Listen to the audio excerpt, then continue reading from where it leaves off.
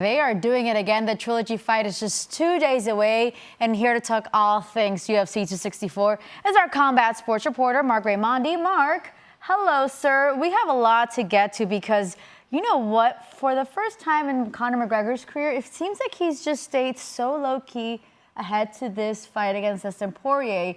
Legit question or not, is this the most focused McGregor you've seen in the past 6 months leading up to this trilogy fight? That's a very legit question, Tony. I would say, you know what? In fact, I'll even enhance that question. I'll say, is this the most Conor McGregor has been focusing on MMA? Because this is a guy, of course, that fought Floyd Mayweather in boxing. He was angling for a fight with Manny Pacquiao. But it does seem like right now he is fully focused on MMA, the UFC, and this fight with Dustin Poirier. He is the highest paid fighter in UFC history. He was the Forbes #1 highest paid athlete for last year. But it does seem like he has his head on straight. It does seem like he is fully focused on this fight because truly it's a really pivotal fight for his career. And if he wins, it opens up even more doors for a guy that, you know, has already had a lot of doors open for him in his, accomplished run here in the UFC. Okay, Marc, I want to expand on that because you make a really good point there. And I think it's fair to ask, based on past results, we know he can talk people into the building. We know he's a good promo. We know he can draw pay-per-views. But the results haven't necessarily been there lately. So, legit question or not, this battle on Saturday is crucial to his legacy overall. I don't think that's a legit question. I'm very sorry, Art, to have to do that to you again. Why is it always me?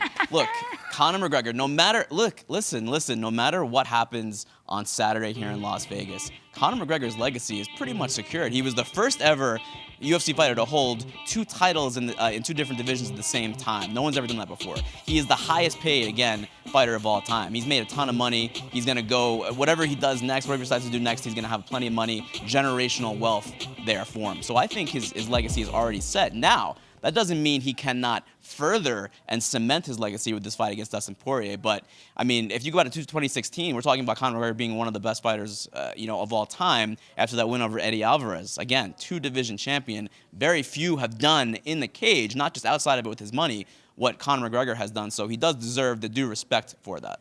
So, Marc, it sounds like you lean in a certain way here as we ask these first couple of questions, but allow me to, nail you down on the pick. Is Conor McGregor going to be able to bounce back and win the third bout between these two? Legit question or not? Okay, Trevor, that's a legit question, but you know what happens when you assume? I don't want to say what happens when you assume, but I think you know what I mean. However, you're not wrong. I got to give it up to my guy. I do think Conor McGregor gets it done because if you look back at that the second fight with Dustin Poirier back in January, if you really look at that first round, there's not a whole lot that McGregor has to fix. It's really just the leg kicks that did him in that fight. He hit Poirier several times with the left hand. He hurt him several times, and 1 or 2 follow-up shots, and maybe we're talking about a completely different topic right now. We're talking about Conor McGregor, fighting for the UFC lightweight title. Who knows? But I do think he gets it done in the trilogy fight. There's so much at stake. There's so much on the line for him. He'll probably get a title fight next. Maybe he does do another boxing match with Floyd Mayweather or Manny Pacquiao down the line. But I do think he gets it done. And don't forget, the fans are back for this fight. It'll be a full crowd at T-Mobile Arena. And no one performs better on that stage under those bright lights than Conor McGregor. I think he does get it done over Poirier.